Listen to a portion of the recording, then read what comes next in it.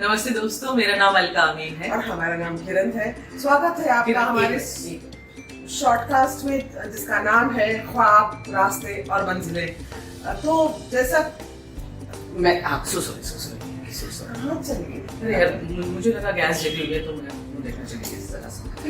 यार हम लोग बात कर रहे हैं, ऐसे थोड़ी ना कुछ भी याद आ गया तो चली जाओगे। तो ऐसा हो जाता है ना किरण, कई बार आप एक काम कर रहे हैं फिर दूसरा याद आ गया बीच में, तो कभी कभी इमरजेंसी में थोड़ा होता क्या मतलब इतना ज्यादा होता है कि हमने नाम रखा है कि ख्वाब, रास्ते, मंजिलें, लेकिन रास्ते सच में बता कहे तो लोग दोराहा जानते होंगे, चौराहा जानते होंगे। हमारे पास जो जहाँ हम खड़े वहाँ पे इतने रास्ते हैं कि बहु रहा है हमारे लिए इस समय।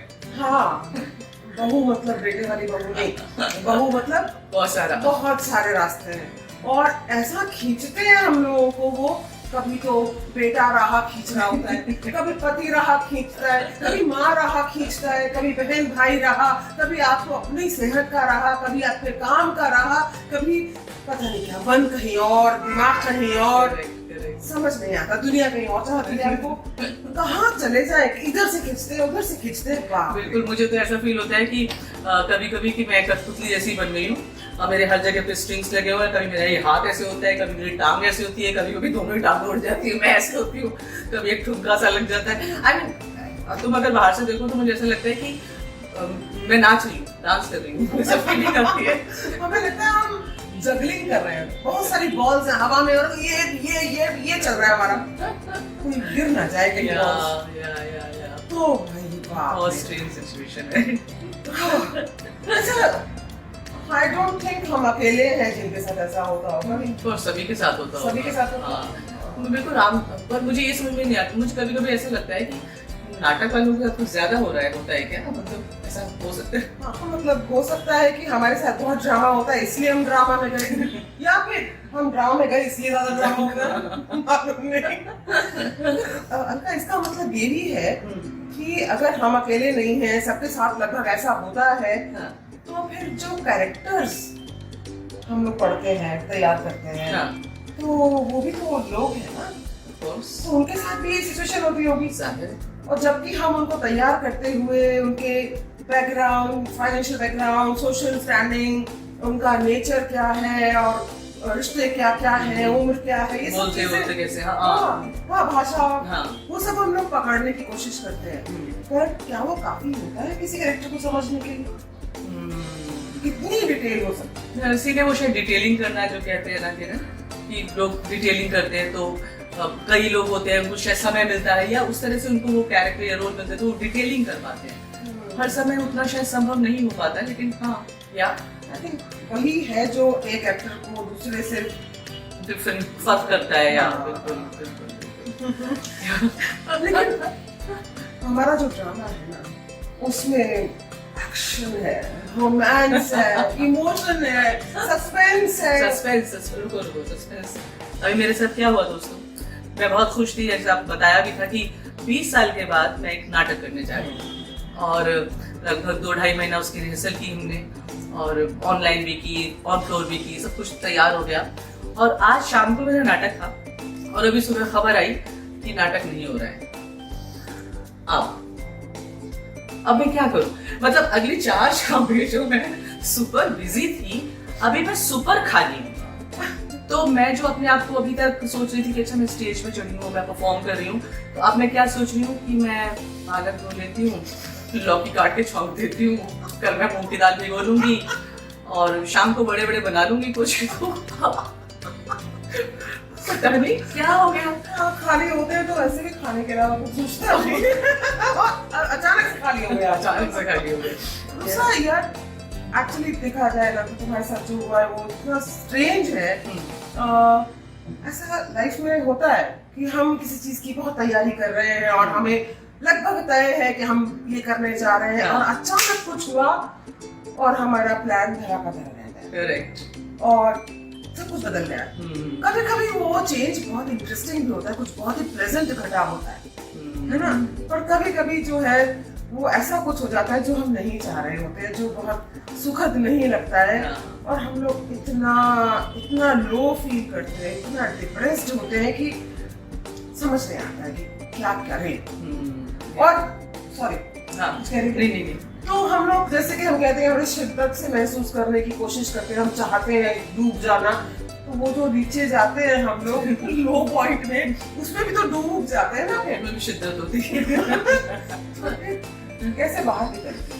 बाहर मुझे लगता है किरण कि मेरा जो मानना है, एक हमारे बुजुर्ग कहावत कहते हैं कि जो होता है वो अच्छे के लिए होता है, तो मेरा इस पे बड़ा यकीन है। मैं मानती हूँ कि अगर आज ये उतना अच्छा लम्हा नहीं है या वैसा नहीं है, तो इसका मतलब है कल मुझे कुछ बेहतर मिलने वाला है। ये क्योंकि सिचुएशन से नीचे नहीं जा सकती अब ऊपर ही जाएगी, अब ऑप्शन ही नहीं है, सिचुएशन के पास ही ऑप्शन नहीं है अब तो।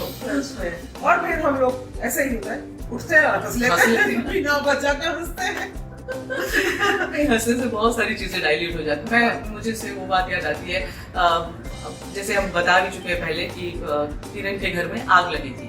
मुझे मालूम था कि किरण शूट पे है, तो मैं बॉम्बे में थी और मैं बहुत डर गई, बहुत घबरा गई, चिंतित हो गई, और मैंने अपने एक दोस्त संजय से कहा कि तुम अभी जाओ, बिल्कुल अभी जाओ, मुझे एग्जैक्टली बताओ वहाँ क्या हो रहा है। तो खैर संजय पहुंचा, मैं बीच बीच में फोन करते जा रही हूँ। पहुंच गया संजय, और संजय से मैंने पूछा क्या हो रहा है, तो उसने कहा कि सब कुछ तो जल गया है, पूरा घर जल गया है, कुछ नहीं बचा है, लेकिन विकेदा और किरण वहां पे खड़े हुए ना हंस रहे हैं, तो हंस रहे हैं तो सब कुछ ठीक ही होगा। अभी अजीब सी सिचुएशन है सुनने में कि घर चल गया और जो उस घर के दो मालिक हैं वो हंस रहे हैं वहां पे खड़े हुए। उस वक्त ना कुछ भी और नहीं सोचा, सामान जल गया, घर जल गया, क्या कुछ उधर दिमाग गया कि नहीं। हमें तो एकमात्र ये था कि विकी ठीक है, बेटा ठीक है, हमारा परिवार सुरक्षित है, तो वो सबसे बड़ा रिलीफ पॉइंट था। और हम लोग सच में हंस रहे थे, लोगों को यहाँ तक लगा कि उनको शॉक लगा है बेचारे, शॉक से पता है। लेकिन ये इसमें इन सब चीजों को डील करने में ना, जो बुजुर्गों की, जैसे तुमने कहावत बताई है, बड़े लोगों की कही हुई कुछ चीजें इतनी मदद कर देती हैं। ऐसा हम मान रहे हैं कि हम लोग आज जो कह रहे हैं वो शायद किसी की मदद करेगा। तो जैसे माता जी जो थी ना, हमारी माता जी बीके की मम्मी, अच्छा, माता जी सास, हाँ, तो बहुत प्यारी महिला थी। और जब हम लोग छोटे थे, इन द सेंस कि बच्चा अभी छोटा है, नौकरी चल रही है, ग्रुप तो चलता ही था, घर है, तमाम चीजें होती हैं, और हाँ शाम को जब लौटते तो आपका सर ऐसे भटनाता है ना कि क्या क्या क्या क्या क्या। और ऐसे में जब हम घर आए हैं तो माता जी ने कुछ बताने की कोशिश करी, किरण सुन बात सुन, हम कह माता जी प्लीज रुक जाइए ना, हम लोग बड़े परेशान अभी। और माता जी ने सच में रुकी और उन्होंने कहा कि तू इधर बैठ जा, मुझे बता क्या परेशानी है, मैं करती हूँ जो करना है उसमें, लेकिन बेटा आइंदा ये मत कहना कि मेरी परेशानी। अलका उस वक्त जो बैठी थी ना, तो वो बड़ा ऐसे बैठी थी कि क्या वो कहेंगी, ये वाला बोल लीजिए वाला। लेकिन जब उनकी ये बात सुनी तो हमें रियलाइज हुआ, यार ये हमारे सामने वो 16 साल की लड़की बैठी हुई है जिसने पार्टीशन के समय रातों रात घर छोड़ के भागे थे, और जिसने अपनी आंखों से अपने पिताजी को और अपने मामा को तलवारों से काट डाला, देखा है। फिर जो इंडिया आकर के जो उनकी सिचुएशंस हुई होंगी वो तो हुई होंगी, मतलब उनकी जो परेशानी थी उसके सामने क्या है ये परेशानी। या एग्जैक्टली। ऐसी एक कहानी है, एक फेमस राइटर है, मैक्सवेल शायद नाम है उनका, तो उनकी एक कहानी है old man at the rail road crossing. Okay. उसमें एक बुजुर्ग सज्जन है जो रेलवे क्रॉसिंग पे ड्यूटी देते हैं, और अक्सर लोग आते जाते उनको देखते हैं, लोग अपनी परेशानियों में भागे जा रहे हैं, किसी का कुछ बिजनेस, किसी का कोई काम, ऐसे जा रहे हैं। ये बंदा सिर्फ एक बात बोलता था, रिजॉइस, मतलब खुश रहिए। हाँ। तो लोग ना झुंझला जाते, क्या रिजॉइस, मेरा तो वहां इतना नुकसान हो जा रहा है, मेरा तो ये हो गया है, फलाना हो गया। ऐसे ही वो बंदा जब घर आता था, उसकी एक बेटी थी, बेटी के कुछ बच्चे थे, पति शायद छोड़ के चला गया है कि नहीं है या जो भी है, बेटी अपनी जिंदगी में जूझ रही है, कोई बच्चा बीमार है उसको देखना, ये इधर वो उधर, उसका वो, और सब कर रही है। और ऐसे में जब वो बाप से शेयर करती है अपनी कोई प्रॉब्लम, तो बाप बोल देता है रिजॉइस, वो झुंझला जाती है बहुत ज्यादा, है ना। तो खैर ऐसे ही किसी एक दिन वो बुजुर्ग सज्जन बीमार हो गए। अब बेटी के पास एक एक्स्ट्रा काम होता है, इनकी सेवा भी कर रही है ना, वो भी कर रही है। इतने में जरा से कोई नॉक होता है, कोई महिला आती है और कहती है कहाँ गए, वो आए नहीं, तो यहाँ वो बीमार है। अरे आज बड़ा मिस किया उनको, क्योंकि जब मैं अपनी परेशानी से पूछते हुए जब जा रही होती हूँ तो अक्सर कह देते हैं रिजॉइस, तो मैं सोचती हूँ यार क्या रिजॉइस, है ना। ऐसे शाम तक बहुत लोग आए और उन्होंने यही अपना रिश्ता उनके साथ बताया।